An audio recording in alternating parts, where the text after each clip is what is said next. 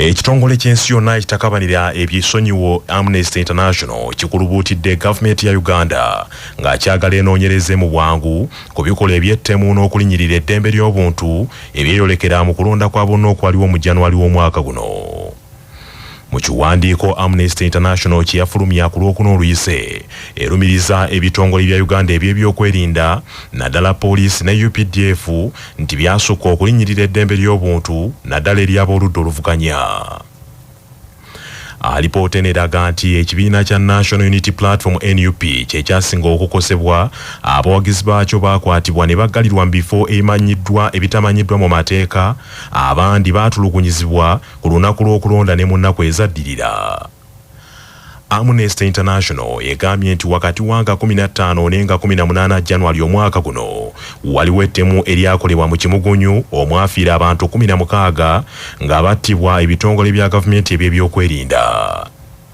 Kuno kwe kuli n'ebikolwa eby'okulinyirira eddembe ly'obuntu nga n'okutuusa kati waliwo abawagizi b'oludda oluvuganya gavumenti abaakwatibwa ne bataddamu kulabwako.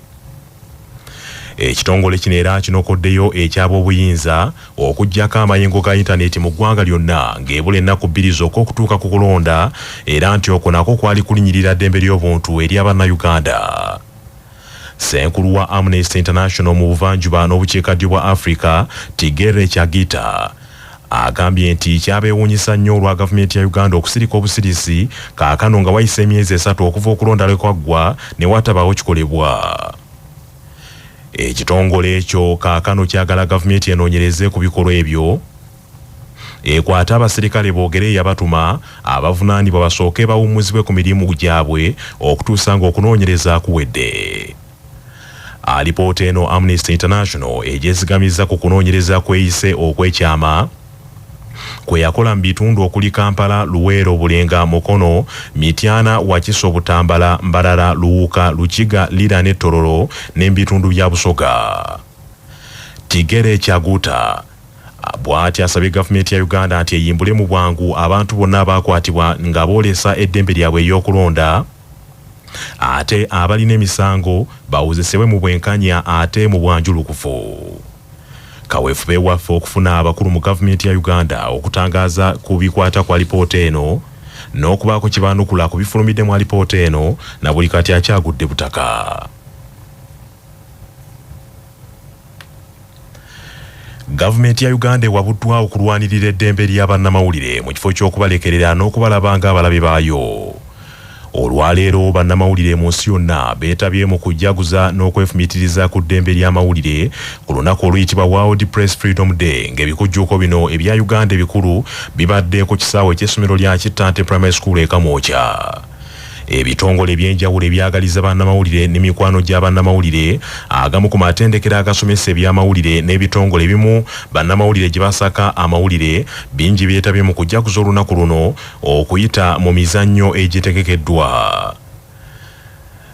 Mu mbeera eyo Obwakabaka bwa Buganda nga buyita minisita avunaanyizibwa ku by'obulamu n'ebyenjigiriza Oweekitiibwa Kotiuda Nakate Kikomeko mu bubaka bwe eri bannamawulire agambye nti ekirowoozo eky'okutegeka emipiira kirungi nnyo ku lunaku luno kubanga kiyambako mu kukola dduyiro n'okutaasa obulamu bwa bannamawulire.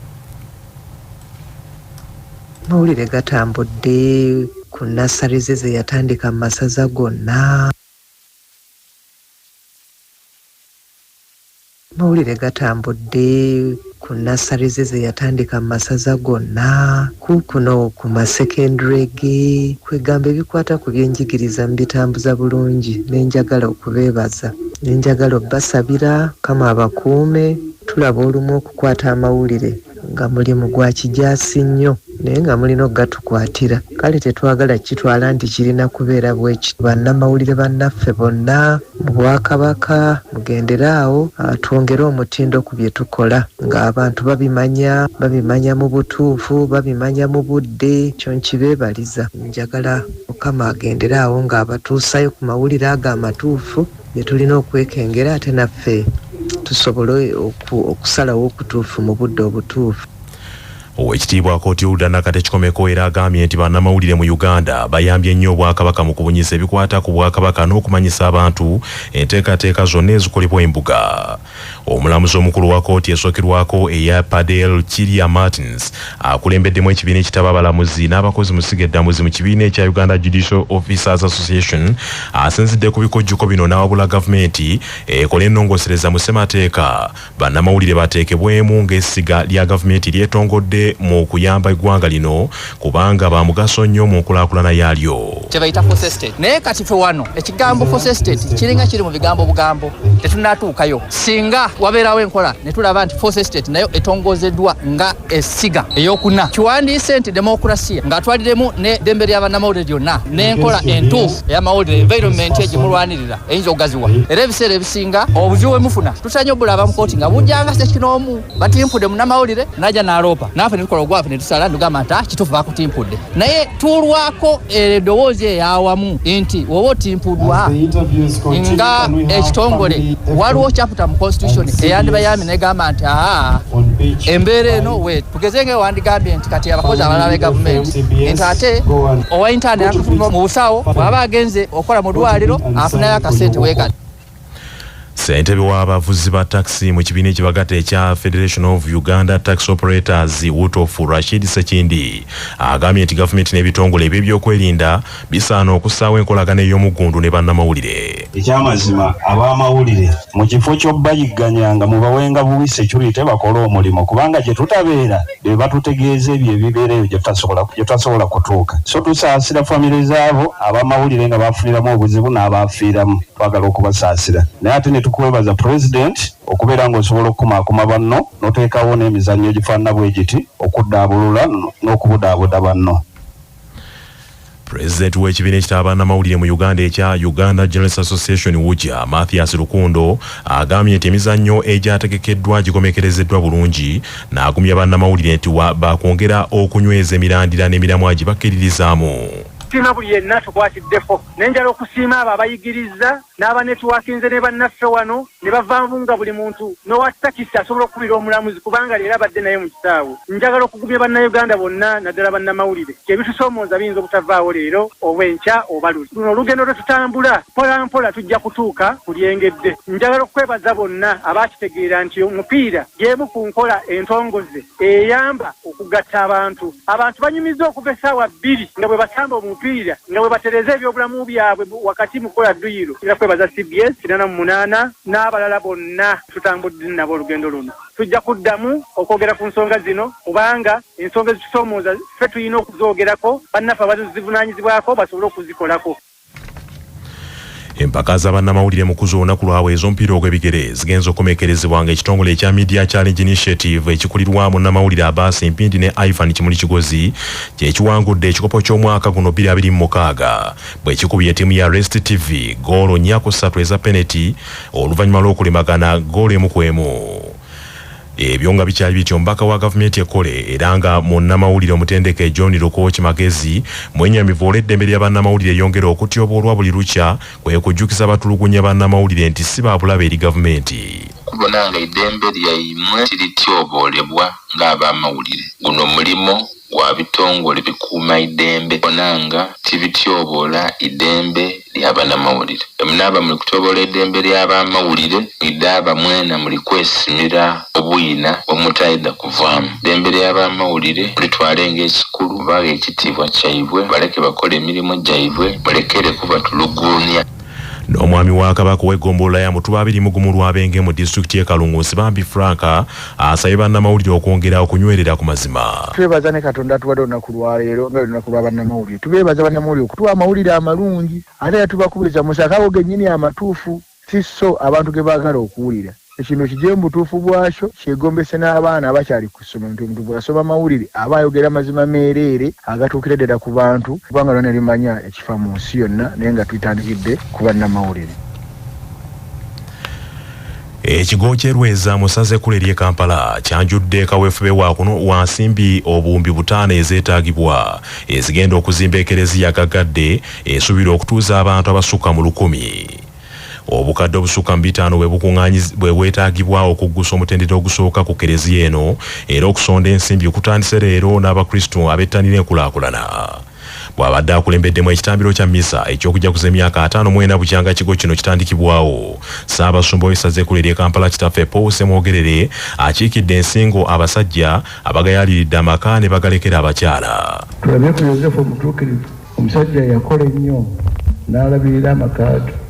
Tubeerewo na bulamu bw'abaana baffe nga Yozefu bwe yali omubulamu bwa Yesu Kristo. Nabadde ku mukolo sijja kwogerayo wa n'ensanga obwana bubiri nga bulongo buto ne mbubuuza nti taata waaliuda ne mugamba taata tetumumanyi yafa ate maama gyali yazze asigadde yeeka bataata tukyali mu bulamu bw'abantu abalenzi n'abawala kubanga obuvunaanyizibwa bwa Yozefu yabutuukiriza bulungi naffe tubutuukirize. Abazadde batuusaawo nga ndawo bonna bakyala naye banna abaami nga balazeewa bagenze kukola nenzirayo gwokubirira ne musanga bakyala omukyala bwemuyanga nti sebo lekera tubuuza abaami ffe bakyala toddayo. Kamalabyonna wa Buganda Charles Peter Mayiga yasabye buli kigenda okukolebwa kibenga kya mutindo kifuule ekigo ky'Erweza ekyenjawulo ku bigo ebirala. Enteekateeka eruubirira okulaba nti emirimu gyonna gye tukola tugikola ku mutindo ogusinga okuba omulungi. Ekyasinga okuzza Uganda emabega kwe kwagala ennyo emikolo. Ekyo kye kyasinga okutuzza emabega, okwagala emikolo. Omuntu ayagala ennyo emikolo tassa mulaka ku mutindo.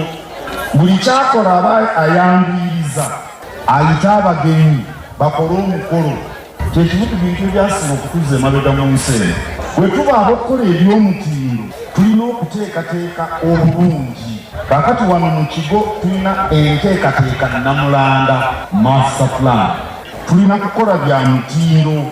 Ereziya gye tugenda okuzimba erina kuba ya mutindo era sijja baganya banokukola bintu bya sambala wano Erweza.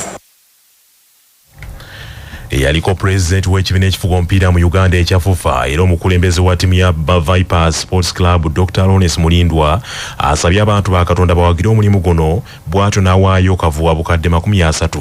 Nga Solomon mutabani wa Kabaka Daudi bwe yazimbira Mukama yeekaalu ensukkulumu, naffe fonna abakkiriza tusitukire wamu tuzimbe ekifo kyaffe kino Lweza. N'olwekyo kimpadde essanyu lingi nnyo bwe ndabye nga master plan eyo evuddeyo ey'okuzimba Lweza, kubanga Lweza nga parish erina ebisomesa ebikola ebikoze nnyo nga biri wansi wa parish priest waffe bwana mukulu. Bw'otambula ebisomesa ebisinga byonna bigenze bizimba ekereziya St. Jude, Kajansi n'ebitundu ebirala byonna mulaba. Nze nsuubira nti ffe tubadde tukyasigaliriddemu emabega wano ku parish yaffe, n'olwekyo ekintu ekyo tukikubire mu ngabo atusabe Mukama akibeeremu.